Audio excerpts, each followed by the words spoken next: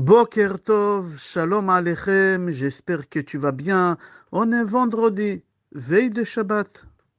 Voilà, on est au Maroc pour le Shabbat mondial. Je remercie à toute la Kihila de Casablanca en général et en particulier à Albert Daon pour cette organisation extraordinaire et cette Kabbalat Panim. Demain, Be'ezrat Hashem, Shabbat, c'est la Hilula de Rabbi Raphaël Baruch Toledano.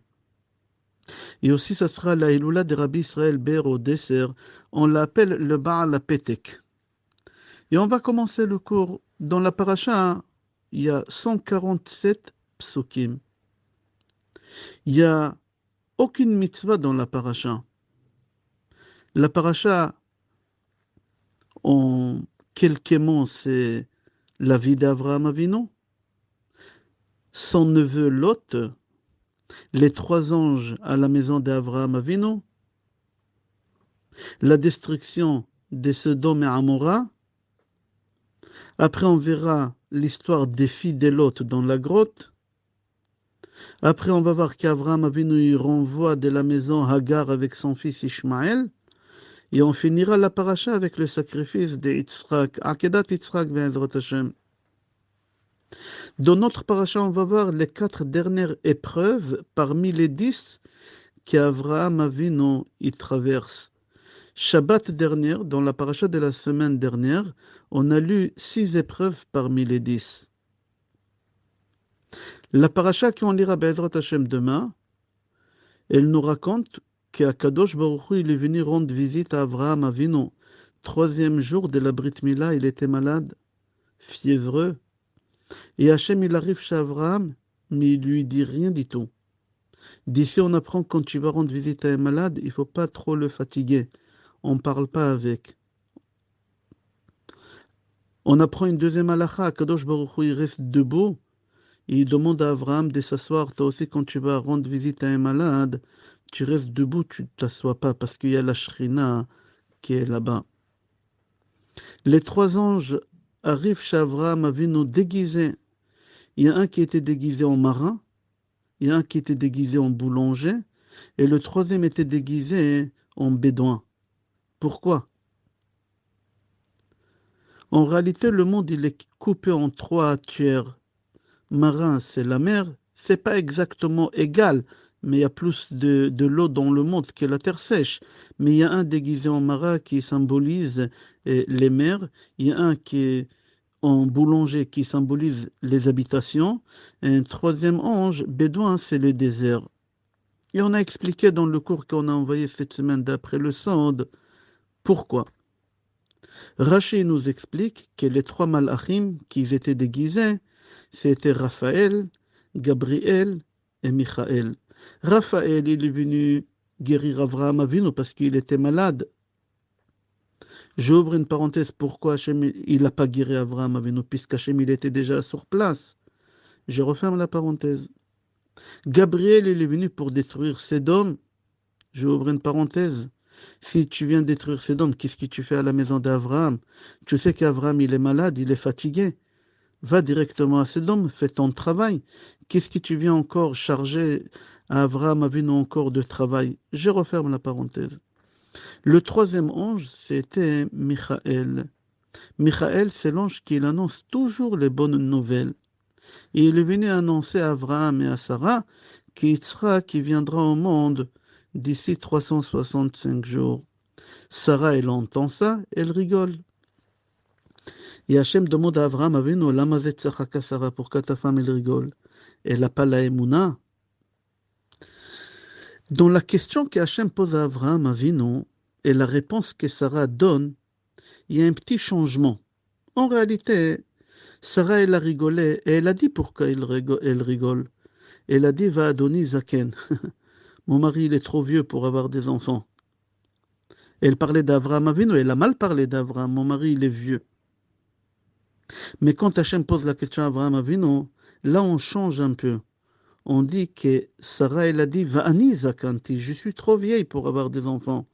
D'ici, nos sages, ils nous enseignent que pour avoir le shalom à la maison, pour ne pas écraser l'autre, ne pas vexer l'autre, on a le droit un peu de transformer dans la parole. pour sauver le Shlom Bayit. Si tu remarques, Hachem d'abord il vient rendre visite à Avraham Avinu. C'est lui le premier qui arrive, il ne parle pas comme on a expliqué. Avraham Avinu il est là, il est impressionné. Et en plein milieu des visites qu'Hachem il fait à Avraham Avinu, Avraham il se rend compte de loin qu'il y a 3 personnes qui traversent devant sa maison. Ils sont fatigués, ils ont soif, ils ont faim. Avraham dit à Hachem, attends, 2 secondes. Je vais aller m'en occuper de mes invités. Je vais leur donner à manger et à boire. Et je reviens. Tu imagines qu'est-ce qu'il vient de faire Avraham Avinu? Ferme tes yeux 2 secondes. Ferme vraiment tes yeux. Et imagine que un des hommes les plus importants au monde, il est en train de te parler. Il vient te rendre visite. On va dire Biden, il vient et te rend visite. Est-ce que tu auras cette audace de regarder à droite à gauche quand tu te parles? Pas du tout. Là, Abraham Avinu, pas seulement qu'il a une audace de regarder à droite à gauche quand Hachem il est devant lui, il a cette audace de dire à Hachem, attends 2 minutes, je vais aller m'occuper de ces personnes-là. Je vais leur donner à manger et à boire et je reviens. Et il s'en va, il laisse Hachem comme ça. Le Midrash dit, Nitrayav mita beotorega. Les Malachim, ils ont voulu tuer Abraham Avinu. Mon cher Rabbeinu, il a fait à peu près comme ça. 2 fois, il l'a fait. Il a coupé la parole à Hachem et il est parti. On a parlé de ça, je crois, il y a 2 mois. Je crois en français, on dit il a fait une crampe à Hachem. Hachem, il lui parle et il s'en va. Aussi, on a voulu tuer mon cher Rabbeinu. Pourquoi mon cher Rabbeinu, il est parti? Parce que Hachem, il lui a parlé du mal des béné Israël. Moshe, il a dit à Hachem, je ne peux pas accepter qu'on me parle à moi de mes enfants. Je ne peux pas accepter. En réalité, Abraham Avinu, il voit quelqu'un qui a faim, qui a soif, il dit à Hachem, attends, il y a plus important que toi qui viachol. Mon cher Rabbeinu, il fait une crampe à Hachem parce qu'on n'a pas le droit d'écouter du mal. Tout ça pour nous enseigner. Si quelqu'un vient et te parle du mal de ton mari, de ton fils, de ta femme, tu n'as pas le droit de l'écouter, que ce soit celui qui soit. Tu n'as pas le droit ici, c'est Hachem qui parle à mon cher Rabbeinu. Et mon cher Rabbeinu, il laisse Hachem comme ça. Et aussi, tu rentres chez toi à la maison vendredi soir. Tu vois que ta femme, elle est fatiguée. Une journée trop courte. Il fallait faire tout Shabbat en quelques heures. Shabbat, il rentre tôt. Et tu vois que ta femme, elle est fatiguée. Elle a faim, elle a soif. Et elle veut dormir. Ne chante pas Shalom Aleichem. Ne chante pas Eshetrai. Non, ne chante rien du tout. Tu commences directement Kiddush. Ta femme, elle a faim, elle est fatiguée. Les malachim, ils peuvent attendre. Chante avant Birkat Amazon. Eux, ils peuvent attendre. Ta femme, elle ne peut pas attendre. C'est ça. Qu'est-ce qu'il a fait Avraham Avinu avec Hachem? Pardon, Avraham Avinu, il voit des étrangers, des bédouins. Ils ont faim, ils ont soif. Il dit à Hachem, attends, tu ne peux pas dire au malachim, toi, ce soir, si ta femme, elle est fatiguée, attendez. D'abord, ma femme. C'est ça, qu'est-ce qu'on apprend? Après, Akadosh Baruch Hu, il raconte à Avraham Avinu qu'il va détruire Sodome et Gomorrhe. Avraham Avinu, il est miséricorde, Rahman. Sur qui? Sur des voyous, sur des assassins. Il a de la pitié, il est en train d'ouvrir un dialogue avec Hachem, mais un très, très long dialogue. Comment pouvoir sauver Sodome? Et en réalité, il n'a pas réussi. Les anges, ils quittent Abraham et ils vont à Sodome. Ils vont passer la nuit chez Lot. Au milieu de la nuit, les habitants de la ville, quand ils ont compris qu'il a des invités et c'était strictement interdit, les habitants de la ville, ils ont exigé à Lot de faire sortir les anges qui se trouvent chez lui à la maison. Et lui, il ne savait pas que c'était des anges, les invités. Lot, il a dit non. Ils sont sous mon toit, je suis responsable. Je vous donne mes 2 filles. Vous imaginez la folie d'un père de donner ses 2 filles au lieu de donner 2 étrangers? Ok. En fin de compte, les anges, ils sauvent Lot et sa famille, ils quittent la ville et Hachem, il détruit Sodome. Lot, il fuit avec sa femme et ses filles vers la ville Tsoar. Sa femme, elle se retourne, elle devient en statue du sel. Lot, il rentre dans la grotte avec ses 2 filles qui croient que le monde il a été détruit. Ils n'ont pas compris que c'est qu'est la ville de Sodome. Et ils ont dit pour avoir une continuité dans le monde, le seul homme qu'il y a au monde, c'est papa. Ils ont trouvé une bouteille de vin qu'Hachem il a mis depuis la création du monde dans cette grotte. et ils ont donné à boire leur père, et comme ça le Mashiach, il vient au monde. Il y a deux nations qui naissent cette nuit, en 2 nuits, dans la grotte Ammon et Moab. Avraham Avinu, il déménage, il va habiter dans la ville de Guérar. Dès qu'il arrive à Guérar, on lui prend Sarah, sa femme. Le roi Grar, il la prend. Et Hachem, il vient dans le rêve à Avimelech, et il lui donne l'ordre de rendre Sarah à son mari. Avimelech, il a grondé Avraham. Il lui dit, pourquoi tu m'as dit c'est ta sœur? Avraham, il prie pour son pire ennemi, c'est lui qui l'a kidnappé sa femme pour qu'il y guérit. Et tout de suite, qu'est-ce qui est marqué? Un passouk après que Sarah elle a eu un garçon. C'est-à-dire que quand tu pries pour ton ennemi, c'est lui que tu n'as pas envie qu'il réussisse, mais tu pries pour qu'il réussisse, Hachem il va te donner ce que tu as besoin. Avraham Avinu, s'il n'aurait pas prié pour son ennemi, il n'aurait pas eu un enfant. Même qu'Hachem il lui a promis au début de la paracha que tu auras un enfant d'ici 1 an. Mais si tu ne pries pas pour ton ennemi, tu n'auras pas la délivrance. Avraham et Sarah, ils ont un enfant qu'ils appellent Yitzhak. Ils lui font la Brit Mila, on l'appelle Yitzhak. C'est Hachem qui l'a choisi ce prénom Yitzhak. D'après la demande de Sarah et avec l'accord de Hachem, Avraham renvoie de la maison Hagar et Ishmaël. Hagar, elle se trompe dans le désert sur la route, elle n'a plus d'eau. Ishmaël, il a tout bu parce qu'il avait de la fièvre. Ishmaël, il est en train de mourir. Qu'est-ce qu'elle fait? Cette maman, elle prend son fils et elle le jette, comme ça c'est marqué. C'est pas marqué Vatanach, Vatashler, c'est marqué. Sans pitié, elle l'a jeté. C'est pas une mère juive. Et là, il y a un ange qui se dévoile à Agar et il lui montre où il y a un puits d'eau. Et il lui dit des choses que moi, en tant que père, j'aurais pas voulu entendre. Ou que il lui a dit des choses horribles, que son fils il va être père Adam et qu'il va s'appeler Ishmaël, etc. Ok. Avraham et Avimelech, ils font une alliance entre eux et Avraham, il va habiter à Beersheba. À la fin de la paracha, on va parler du sacrifice d'Yitzhak. Hachem ordonne à Avraham Avinu de sacrifier son fils. Avraham, il avait 137 ans. Yitzhak, il avait 37 ans. Avraham, pour aller sacrifier son fils au mont Moria, qui c'est Yerushalayim, il prend son fils avec lui, il prend Ishmaël et il prend Eliezer. Au dernier moment qu'Avraham il voulait sacrifier son fils, il y a un ange qui dit à Avraham, Al tishlach yatra el anar, ata yadati ki ere Elohim ata. N'y touche pas à Yitzhak. Tu prends le bélier à sa place. Et Avraham il prend le bélier, il le sacrifie, et Hachem il promet à Avraham Avinu qu'il aura des descendants, la terre d'Israël, etc. Avraham et Ishmaël et Eliezer ils retournent à Beersheba. C'est bizarre, il est où Yitzhak? C'est marqué, regarde dans la paracha, quand Avraham il est monté au mont Moria, ils étaient deux. Regarde dans le chapitre 22, Pasuk 6, c'est marqué Vailchu shenehem yardav. Et après dans Pasuk 19, c'est marqué en singulier Vayashov Avraham. Avraham il est descendu seul, mais il est où son fils? Où il a laissé Avraham, Yitzhak, et pourquoi? Encore c'est marqué qu'Avraham Avinu il descend de Mont Moria et il va à Beersheba. Ok, c'est logique, il habite à Beersheba. Il a quitté Beersheba, il a laissé sa femme Sarah à Beersheba, il va rejoindre sa femme, il n'y a pas de problème.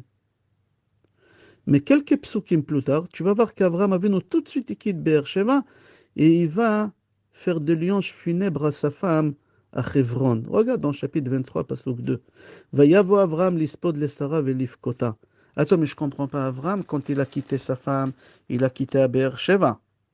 Avraham, il retourne vers Beersheba, il est sûr et certain de trouver sa femme à Beersheba où il l'a laissée. Non, quand lui il est parti, elle a profité de cette occasion, elle s'est barrée de la maison Sarah, elle est partie où? À Hebron. Et là-bas, elle est morte. Qu'est-ce qui se passe? Pourquoi? Makara. C'est rapporté dans le Midrash que le Satan a dit à Sarah, il est où Avraham, ton mari?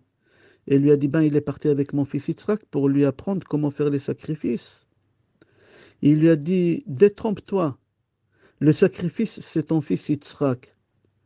Elle n'a pas cru au Satan, elle est partie à Hebron pour voir si c'est vrai. Pourquoi à Hebron?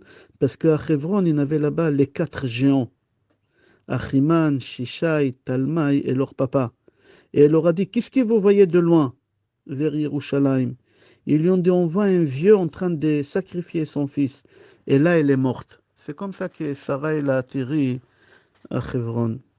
Venez, on va finir le cours avec les paroles de Mekubal, Rabbi Levi Yitzhak Schneerson, le papa de Rabbi de Lubavitch, dans son livre Pnine Levi Yitzhak, dans page 132 et 149. Dans la paracha, c'est rapporté 2 fois le nom d'Avraham. Pardon, pas 2 fois, plusieurs fois c'est marqué le nom d'Avraham.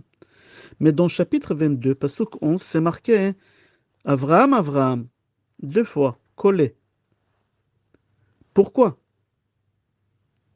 Le petit-fils d'Avraham aussi, Yaakov, c'est marqué 2 fois, collé. Yaakov, Yaakov. Regarde dans le chapitre Memvav, Pasuk 2. Yaakov, Yaakov. Qu'est-ce qui est bizarre? Yitzhak, dans aucun endroit dans la Torah, on a marqué Yitzhak, Yitzhak, comme son père, ou comme son fils, comme son père Avraham, ou comme son fils Yaakov. Non. Pourquoi chez Yaakov c'est marqué 2 fois? Chez Avraham c'est marqué 2 fois. Et chez Yitzhak même pas une seule fois. Ça, c'est la question qu'il pose le papa de Rabbi de Lubavitch, Rabbi Levi Yitzhak Schneerson. Il donne une réponse d'après la Kabbale. Il dit, il faut que tu saches que dans les noms de Hachem, aussi on voit parfois que c'est marqué 2 fois le nom de Hachem qui se suit. Par exemple, dans Tehillim, chapitre 22, Pasuk 2, c'est marqué là-bas, Eli, Eli. Eli, Eli, lama azavtani. Eli, c'est elle, mon Dieu. C'est marqué 2 fois, mon Dieu, mon Dieu. Ou par exemple, c'est marqué aussi le nom d'Hachem Yud Kevav qui est 2 fois. Dans Parashat Kitissa, chapitre 34, Pasuk 6. Alors Hachem, il s'appelle Eli, El, ça suit. Yud Kevav qui ça suit. Mais Hachem, il a encore un nom, un troisième nom qui se suit nulle part, Elohim. Nulle part tu vas voir Elohim, Elohim. Pourquoi? La belle réponse qu'il donne, Rabbi Levi Yitzhak Schneerson, Zecher Tzedek Kadosh Livracha, il dit, le trait de caractère d'Avraham Avinu, c'était Midat HaChesed. Le nom de Hachem Chesed, c'est elle. Alors, comme c'est marqué le nom de Hachem, elle, 2 fois, que c'est le Chesed, et Avraham aussi, c'est le Chesed, c'est pour ça qu'on a marqué Avraham, Avraham 2 fois. Parce que lui aussi, il est Chesed. Yaakov Avinu, la Midat de Yaakov, le trait de caractère de Yaakov, c'était Rachamim, miséricorde. Hachem aussi, il a un nom miséricorde. Yudke Vavke, c'est le nom de Rachamim. Alors, comme c'est marqué le nom de Rachamim de Hachem 2 fois qui se suivent, Adonai, Adonai, alors Yaakov aussi c'est Rachamim. C'est pour ça que c'est marqué Yaakov, Yaakov 2 fois. C'est marqué Adonai, Adonai, El Rachom Vechanun Erech Apayim. Mais par contre, Yitzhak, qui fait Midat Adin, la rigueur, il ne faut pas trop exagérer. Il ne faut pas exagérer avec la rigueur. Parce que ça peut, on ne pourra pas s'y porter. Alors c'est pour ça qu'on n'a pas répété 2 fois Elohim, Elohim. Parce que personne ne pourra supporter ça. On n'a pas exagéré dans ce trait de caractère. C'est bien un peu, mais pas trop. Alors Yitzhak, comme il symbolise la rigueur, on n'a pas marqué dans la Torah hein, Yitzhak, Yitzhak.